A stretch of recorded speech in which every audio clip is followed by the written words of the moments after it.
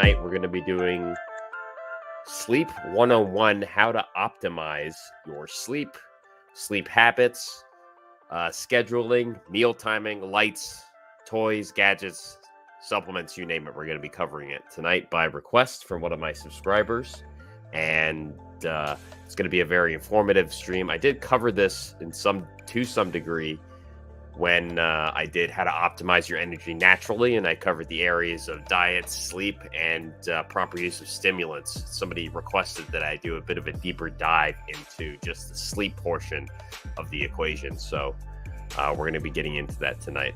I've got some fun stuff. I got the lights set up just the right way for sleep. I've got the gadgets over here I'm going to be demonstrating to you guys, and I'm going to go through the science, some of the tools that you can use, and just generally how to optimize your sleep as a busy entrepreneur, executive, startup, life, individual, owner, whatever you want to call it. So it's going to be a good one. So let's go ahead and get started. We are live on Facebook, YouTube, and Instagram this time. And glad to be having my Instagram audience joining me. Austin, how are you, my friend? So let's go ahead and dig into it.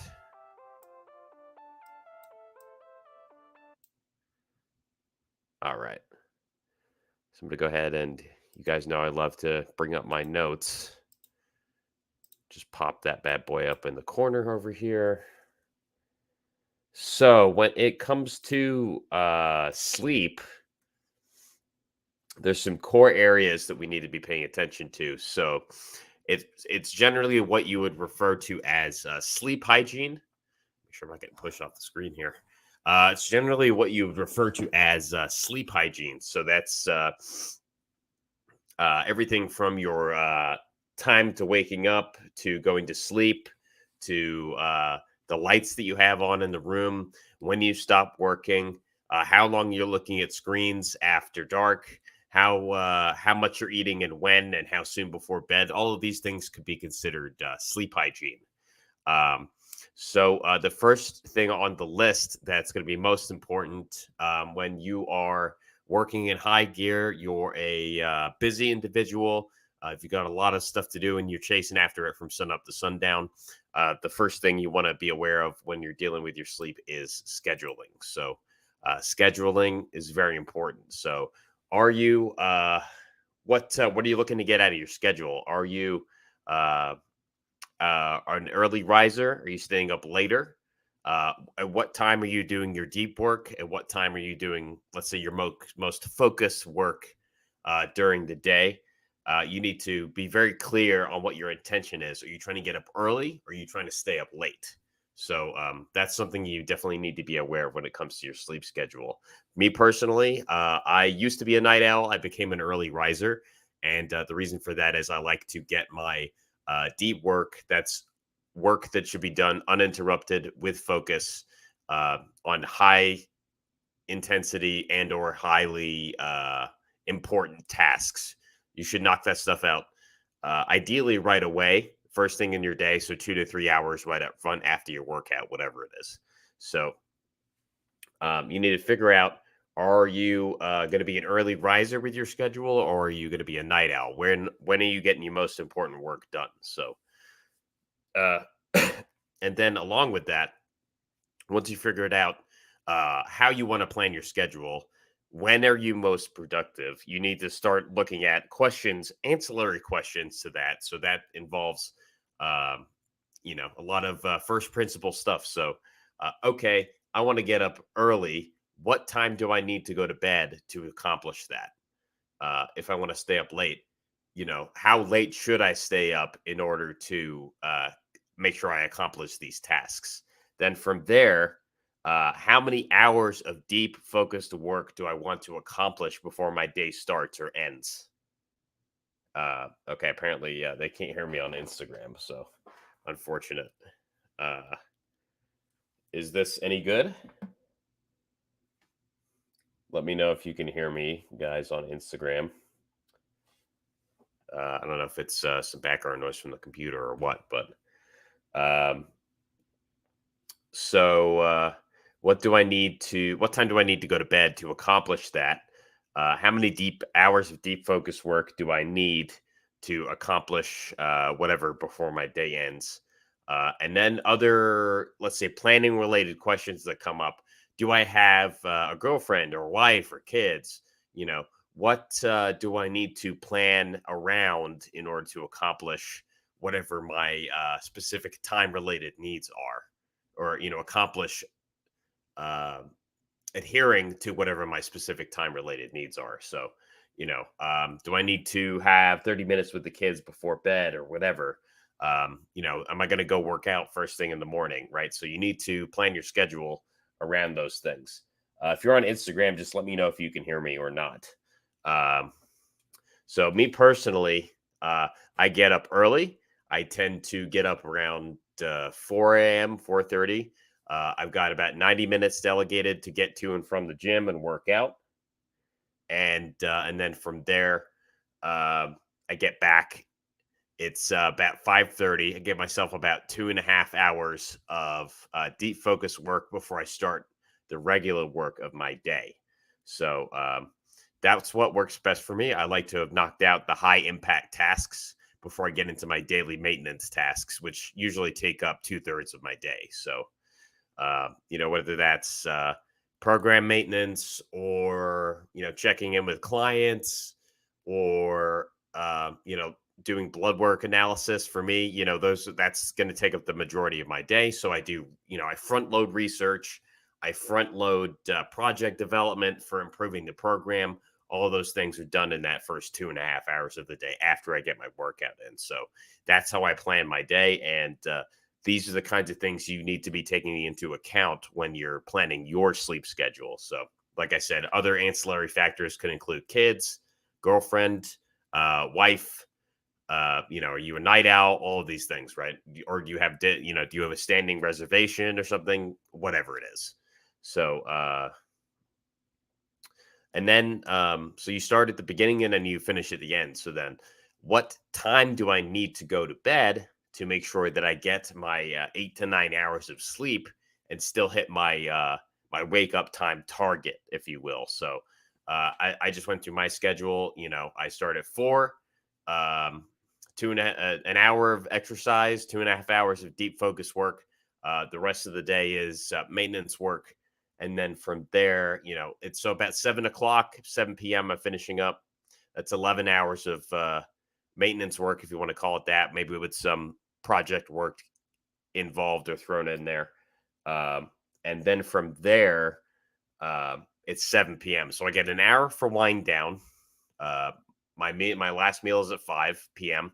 I have an hour for wind down at 7, and then I have my 8 to 9 hours depending on how long I want to stay in bed. So that's my wake up time and my bedtime, completely planned around what time do I want to accomplish my most let's say focus intensive tasks, and making sure I'm getting my exercise in, making sure I'm getting all my maintenance and project work in, etc. So, and of course, any social, let's say, responsibilities or obligations that I have. So, what's up, Rob? Good to see you, man. Let me know if you can hear me if you're watching on Instagram. So that is the scheduling aspect. It's easy for me to remember. I have 8 a.m. to 8 p.m. for project and maintenance work, and then I get 8 hours of sleep, and then everything in the morning is just exercise and deep work, right? So moving the ball forward. So you'll need to come up with your own sleep schedule based on your needs, work, relationships, etc. Right? So that's scheduling. The next piece of the puzzle is actually meals. So how does your meal timing impact your sleep?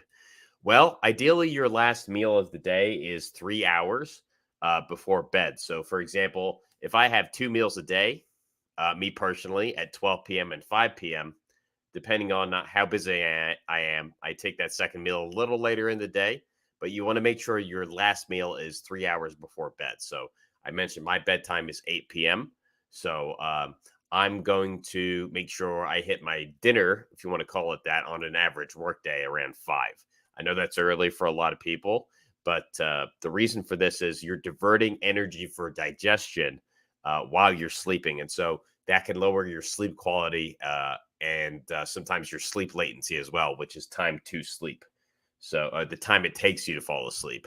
So that's something to be aware of as well. You may also spend less time in deep and or REM sleep and more time in light sleep. So that could be one example of why eating too close to bed, which frankly I am guilty of as well. But I do try to get an early dinner. That's an example of why eating too close to bed can be bad for your sleep or affect your sleep quality, right? So make sure you're getting your meal in 2 to 3 hours before bedtime at the latest. So that's meals. As far as the content of your meals, I'm not as concerned as long as you're eating a healthy whole foods diet. You guys know what my stance and my opinion is on this. Aim for whole foods, ingredients based diet. So that's whole proteins from animal meats, fibers from plants and grains, healthy fats from sustainable sources like avocados, avocado oil, olive oil. Let's see, even your animal fats every now and then. I think that's absolutely fine as long as you're not a hyper responder to things like saturated fat. But just healthy whole food sources. That's what the content of your meal should be. And of course, don't be afraid to have some fun every once in a while.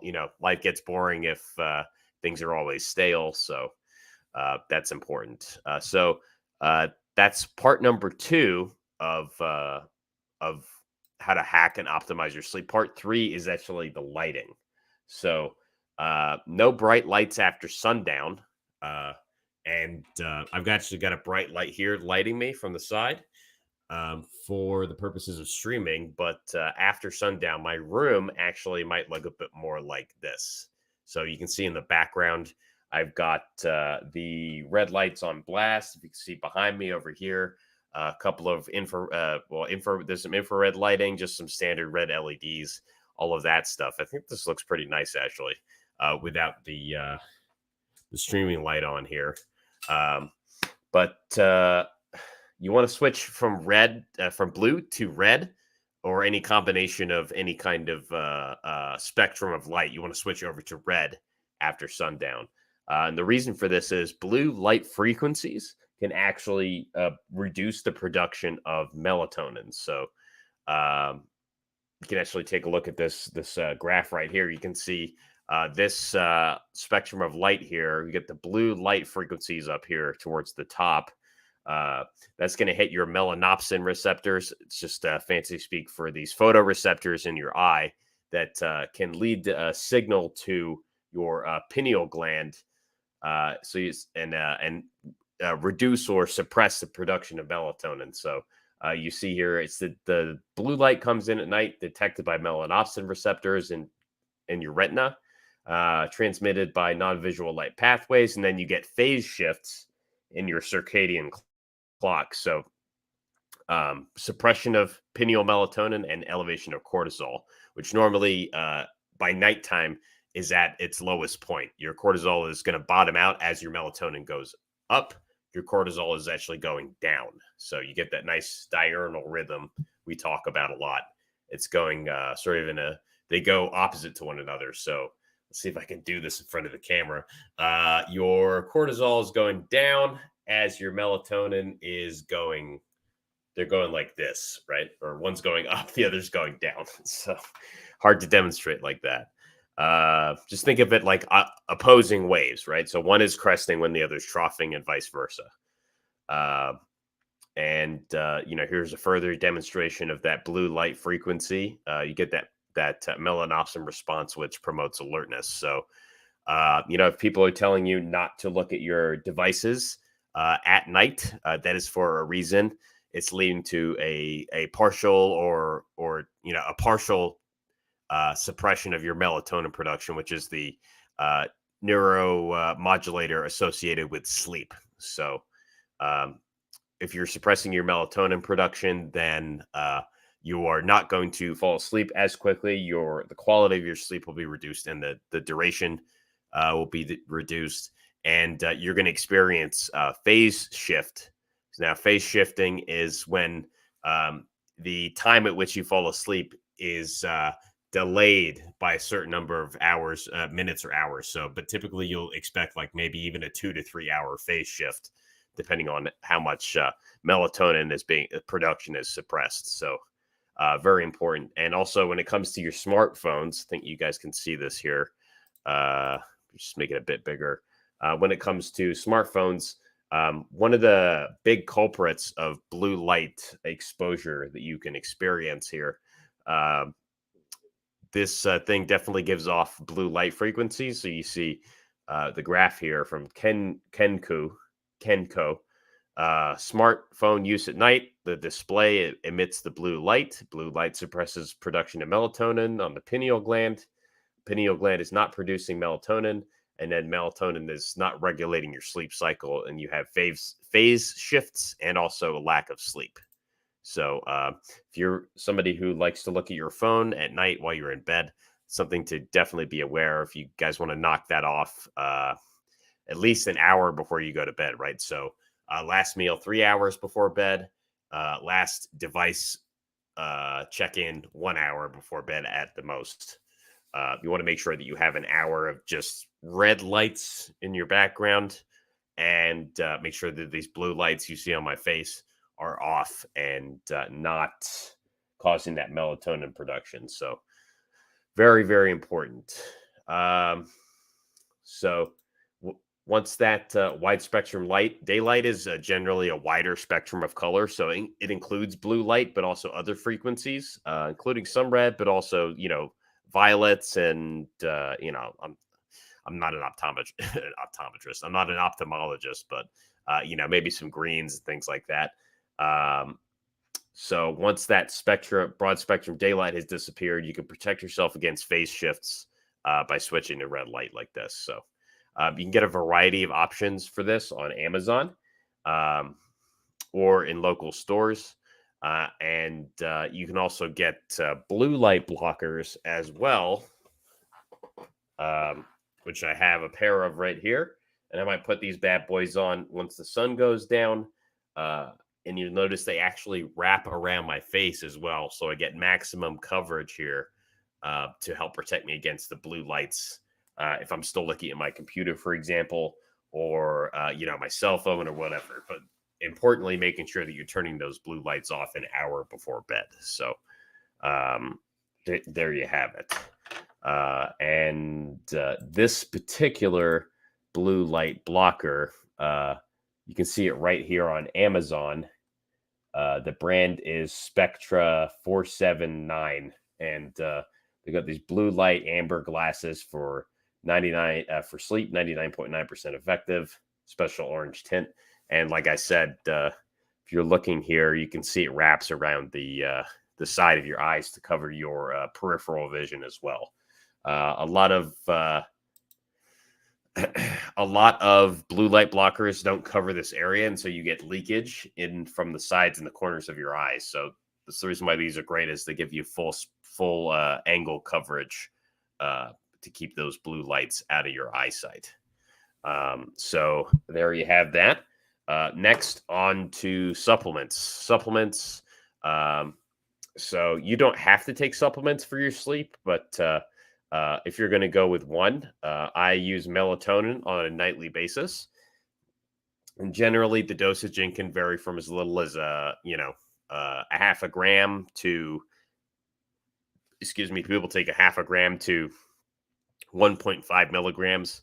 But there are studies showing people taking up to or more than 20 milligrams per night. As long as you're not going too far beyond there, you should be okay.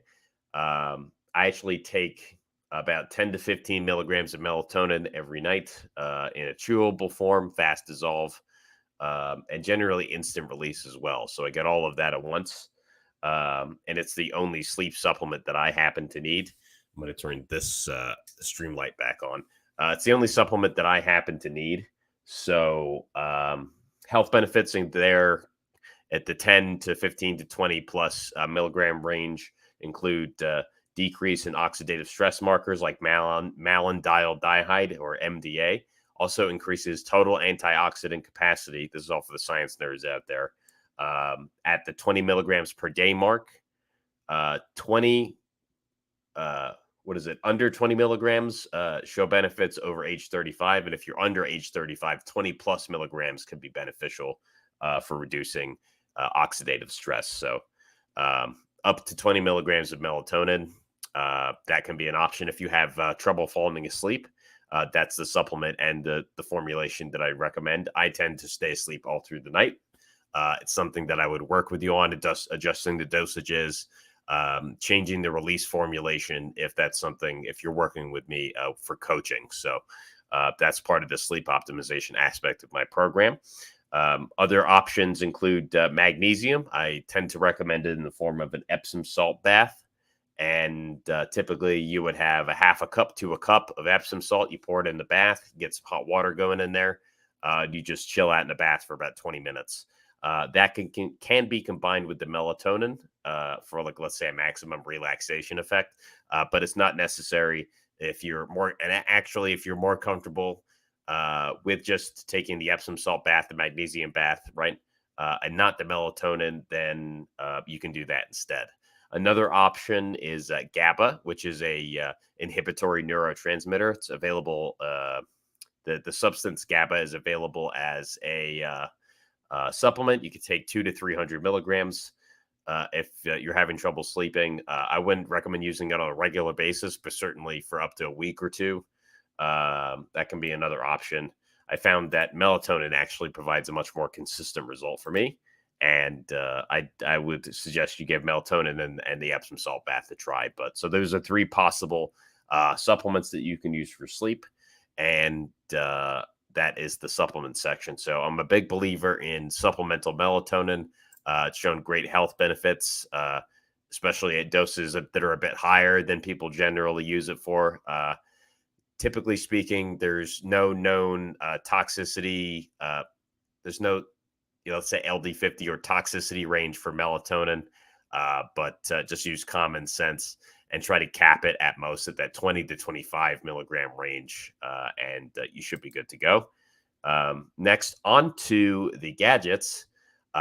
So we've covered scheduling, we've covered sleep hygiene, we've covered lighting, we've covered diet, we've covered blue versus red light.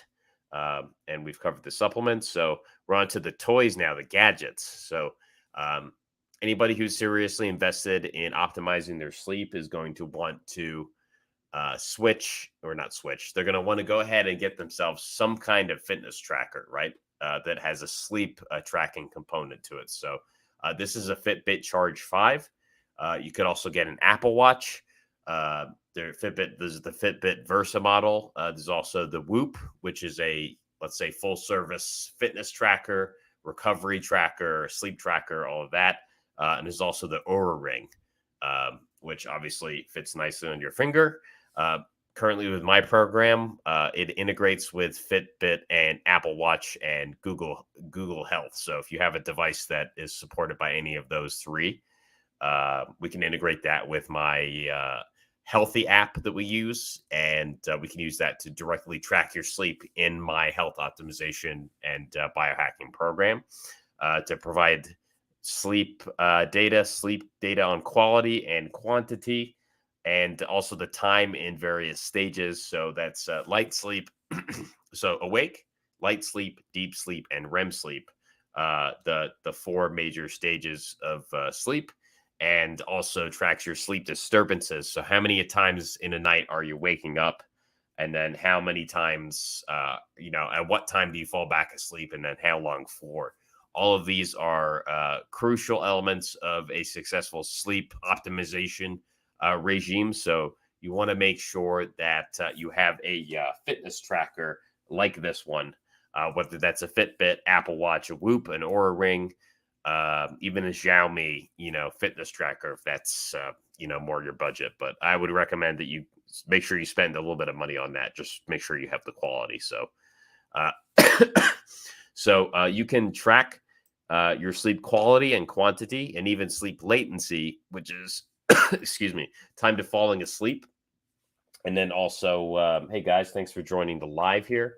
And then, yeah, the sleep latency, which is the time to falling asleep. So you can reducing sleep latency is a good thing. Spending more time in deep sleep, REM sleep, also a good thing. You get that quality restorative sleep, and you're not spending forever, awake and trying to fall asleep. So we can definitely do that with um, the sleep tracker. Just making sure as we make changes to your sleep hygiene, the tools that you use, your regimen, the time you wake up, the time you go to bed, you'll start to see those changes when you use the sleep tracker. So that's very important. Now, some of the more physical options that you have as far as gadgets. Now, I already showed you guys the blue light blockers. So make sure you get a pair that wraps all the way around. We covered that, blocks out the blue light frequencies, which suppress melatonin production. Okay, so that's very important. We got the blue light blockers here. Also, I have here a sleep mask from a company called Bond Charge. I think they used to be called something else, but they rebranded. So we've got the sleep mask here, and actually has a nice indent here. So it's not pressing down on your eyes, right? The indents here, a gap, a bridge from your nose. So if you have any kind of light spill or light leakage into your room from, say, windows or a crack under the door at night, if somebody else is still up, you just go ahead and let me take these headphones off really quick. You just go ahead and wrap this bad boy around here, and then use the the Velcro at the back, and then you got your sleep mask. So you can wear these. These generally come off for me at night. It tends to come off, but the important thing is falling asleep, right? So you want to eliminate that leakage, that light leakage that's coming out through the window or the door or what have you. So, and then another gadget that we have are the noise canceling headphones. So this is one of my favorite things, especially for travel. So we have the noise canceling headphones here. And you can get them at varying decibel ranges. So if you want to block out more and more sound progressively, you can pay more, get let's say more aggressive. But for me, these tend to block out pretty much all the noise that comes through my door. And they can be especially useful for travel. So let's say if you're in any other environment than your normal sleep environment, these can be very helpful, because they tend to block out excess noise, unfamiliar environments. So bring these with you everywhere you go. So very useful visiting family, sharing a hotel room, any environment when you're not in your normal sleep environment and there's noises happening that you're not used to. I mean, of course, it's always good to be able to fall asleep like a rock, but not everybody can do that, especially a light sleeper. So that's another gadget we have right here. So all those together, I mean, you could even, let's say you're getting ready for bed and you're just chilling, go ahead and throw the noise canceling headphones on, and then go ahead and throw the blue light blockers on as well. So, and then just go ahead and shut off all the lights, keep the red lights on. I mean, this could be overkill depending on who you ask, but you have options, right? So, I would recommend most of all having these for when you travel. And then also, once the sun goes down, go ahead and put on the blue light blockers. Make sure you turn off your laptops and phones 1 hour before bed. So that is my recommendation on the gadgets. So let's see. So, and you can get those on all of those you can get on Amazon. So, or from a local store. Obviously, it's important to try and shop local. So that is a lot of the tools that are available and on offer for sleep optimization. So again, when the sun goes down, switch from blue to red. Make sure you get clear on your sleep schedule. So what time do you want to get up? When are you doing your deep work? Do you need time to exercise? Yes, you do. And also, what social obligations do you have? Family members, kids, girlfriend, whatever it is. making sure you schedule time for what's important during your day, making sure you get at least 2 to 3 hours of deep work every day to advance projects, and then making sure that you hit that bedtime, whatever it is, to make sure you get the 8 to 9 hours of sleep. And then you do it all again the next day. You start to get into a really nice rhythm. You ride the pocket. And with these sleep optimization techniques, you can get a very similar level of energy every day of the week, not just, let's say, 2 days on, 3 days off, whatever. You want to be as stable in terms of your energy levels as you can every day of the week. So very important. And then you can start to throw and then, the lights, make sure you turn off the blue lights. No devices 1 hour before bed. Make sure you have your last meal 3 hours before bed. And then once you've done all of that, you can start playing around with the toys, right? So, the sleep mask, go ahead and throw the blue light blockers on, and just continue to track your sleep using your fitness devices, and you'll start to see major changes in both the quality, the duration, and the amount of time that it takes for you to fall asleep. So that is what I have for you on the subject of sleep optimization. Of course, this is a part of my program. So if you're interested in working with me on doing that, we can integrate the fitness data you get from your Fitbit or your Apple Watch. I believe that the app is going to be incorporating Oura Ring at some point in the next year or so. I don't know exactly when, but definitely Fitbit, Apple Watch, and Google Health.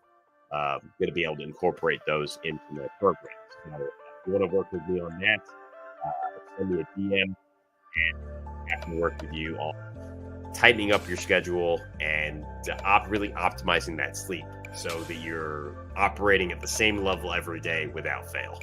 So anyway, hope you guys enjoyed the stream. Thank you for joining me on Facebook, YouTube, Instagram over here. And I think this was a pretty all-encompassing stream on the subject of sleep optimization. If you have any questions, feel free to drop a comment. You know where to find me. I'm on Facebook at Josh Anama. Join the Facebook group Rise Above Health, Biohacking and Health Optimization for Busy Entrepreneurs. Also on Instagram, rise.above.health, and on YouTube, Rise Above Health, all one word. Make sure you subscribe, follow me there. And of course, we got lots more to come, guys. So thanks for bearing with me while I was just getting over COVID.